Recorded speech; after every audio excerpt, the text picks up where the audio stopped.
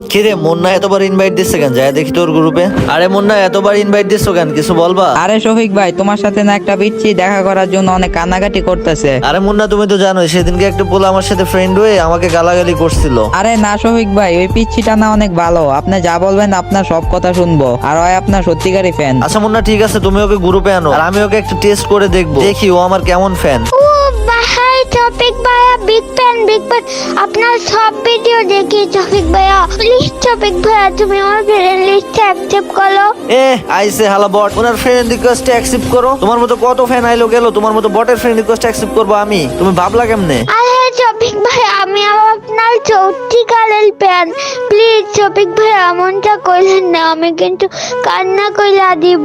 আরে ভাই তুমি তো সত্যি কান্না করে দিছো। আরে ভাই কান্না করো না, আমি যদি দেখতেছিলাম তুমি আমার সত্যিকারের ফ্যান কিনা। গাইস আমি কোনো ভিডিওতে মায়ের কসম দেই না, মায়ের কসম ছাড়া এই ভিডিওতে একটা লাইক এন্ড চ্যানেলটা সাবস্ক্রাইব করে দিও।